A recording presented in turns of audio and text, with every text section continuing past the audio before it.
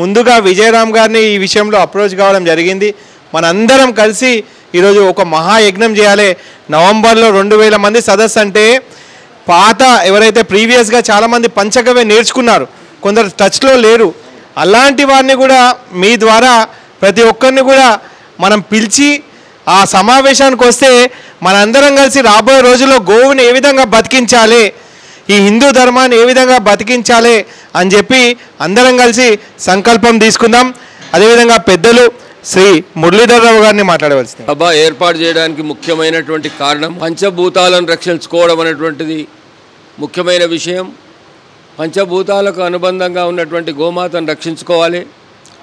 పశు పక్షి వాతావరణం అనాజ్ సబ్జీ అన్నీ కూడా గోమాత వలనే భూమి మీద వస్తున్నాయి కనుక వీటన్నిటినీ శుద్ధ పరిస్థితిలో మనం తినవలసి ఉన్నది.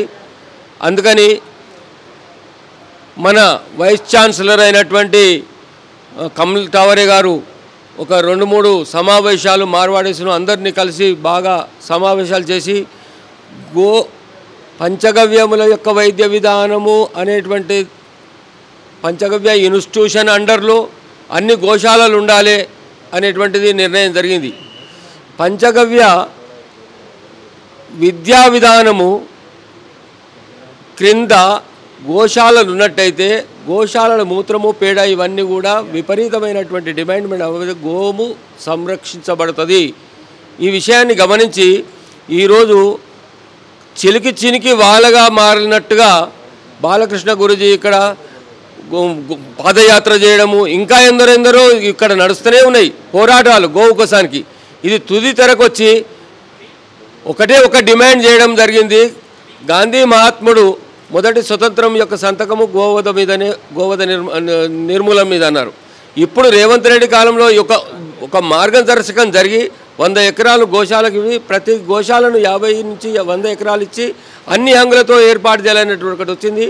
ఇప్పుడు మనము ఉద్యమించి ఖచ్చితంగా అందరం ఒకటై ముందుకు సాగితే కాదనేది లేదు. సంఘాన్ని చూసి వాళ్ళు భయపడవలసిందే. అందుకని దయచేసి గవ్యసిద్ధులు అందరూ కూడా చాలామంది ఉన్నారు.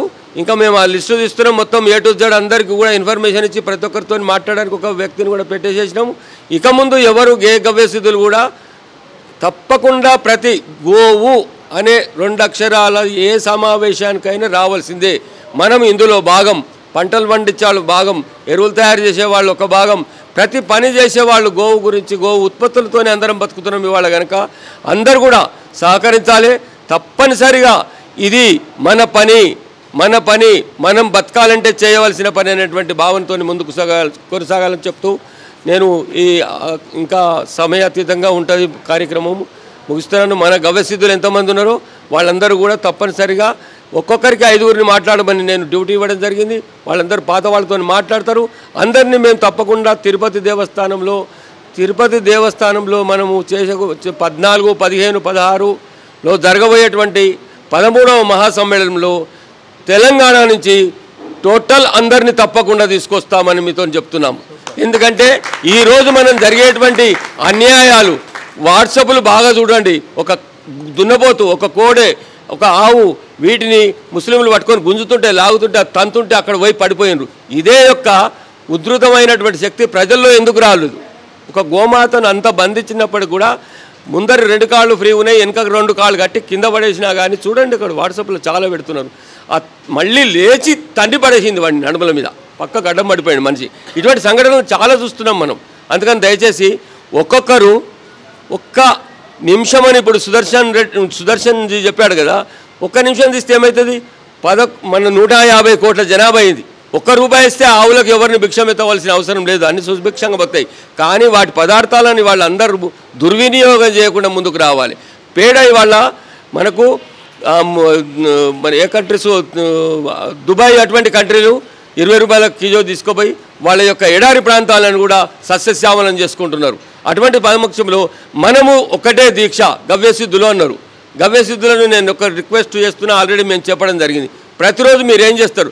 కనీసం దంతమంజంత ఉండే ఆపాద మస్తకము, ఎంట్రుకల నుంచి మన కాళ్ళ ఏళ్ల గోళ్ళ వరకు కూడా ఎన్నో మందులను ఉపయోగించేటువంటి మన ప్రక్రియ ఉంది. అవన్నీ మనం వాడాలి. ఏ కెమికల్స్ వాడి మనం అనర్థాలకు పాల్గొకూడదు. అదేవిధంగా మీరు ఎంతమందిని ఆర్గానిక్ ఫుడ్ తినిపించిండ్రు, ఎంతమందికి పంచగవ్య మెడిసిన్ ఇస్తున్నారు? ఏమి ఇవ్వకండి, కొద్ది అంత గోమూత్రం 20 ml తాపండి, అలవాటు చేయండి. ఒక్కటి లేదు, ఏమంటే కమ్మగా మాటలతో మాట్లాడండి. కమ్మని నెయ్యి 1 చెంచా తినమనండి. ఉదయం సాయంత్రం 1 చెంచా తింటే చాలు. వాళ్ళ నరాలు, రక్తము, మాంసము, మేధస్సు, ఎముకలు అన్ని దివ్యమైనటువంటి పరిస్థితిలో వచ్చేస్తాయి. అసలు ఆరోగ్యం గురించి బెడదలేదు, ఏ హాస్పిటల్ అవసరం లేదు. హాస్పిటల్ పోతే వాడు ఎన్ని లక్షలు వీకేస్తాడు అనే హార్ట్ స్ట్రోక్తో చచ్చిపోయిన వాళ్ళు ఎక్కువ ఉన్నారు. అందుకని దయచేసి కరోనా లోపల ఇంత మీకు ఎమర్జెన్సీ పెట్టినట్టుగా పెడితే కరోనా లోపల హాస్పిటల్ పోలేని పరిస్థితిలో ఉండి ఎవరు చచ్చిపోయిన వాళ్ళు లేరు, అందరు బతికినారు. హాస్పిటల్ పోయిన వాళ్ళు చచ్చిపోయారు. అందుకని దయచేసి ఆరోగ్యానికి ఆహారం ముఖ్యము. దయచేసి ఈ సమయాన్ని ఇచ్చినందుకు చాలా సంతోషంగా మీకు అందరికీ కూడా ఇచ్చినటువంటి ఇన్స్ట్రక్షన్స్ మన గ్రూప్ వారిగా మేము వాట్సాప్లో పెడతాము. అవన్నీ మీరు పాటించి ఇది చాప కింద నీరు మాదిరిగా పోయి సంపూర్ణమైనటువంటి గోమాతకు స్వతంత్రం తెచ్చిన వాళ్ళైతేనే మనం స్వర్గంలో ఉంటాము. స్వర్గం ఇంకొకటి లేదు. గోమాత లేని గ్రామము, ప్రదేశము, దేశము శ్మశానంతో సమానం అని చెప్పి వేదాలు వేధించినాయి. కనుక ఇంతకన్నా ఎక్కువ చెప్పలేము. మీరు అంతా ఇంకా పరిశోధన చేసి ఇంకా ప్రచారం చేయండి. వాట్సాప్లలో గోమాత గురించి అందరూ ఒక్కొక్క మినిట్ అని సుదర్శన్ చెప్పిన కదా, ఒక్క వాక్యం, ఒక్క శ్లోకం అందరూ నింపేస్తే గోమాత ప్రచారం అయితే ప్రాముఖ్యత తెలిసి మన పిల్లలందరూ కూడా ఫాలో అవుతారని చెప్పి నేను కోరుకుంటున్నాను. ఈరోజు గురువు గారు అన్నట్టు సోషల్ మీడియా చాలా ప్రాముఖ్యతను సంతరించుకుంది. అయితే మనం ఎట్లా గోవును ప్రమోట్ చేయాలని చెప్పి ఇక్కడ ఉన్న ప్రతి ఒక్కరు కూడా మీరు ఒక్కొక్క నిమిషం రీల్స్ తయారు చేయండి. మీ అనుభవాలు జనంలోకి వెళ్ళాలి కాబట్టి మీరు రీల్స్ షేర్ చేస్తుంటే బాగుంటుంది.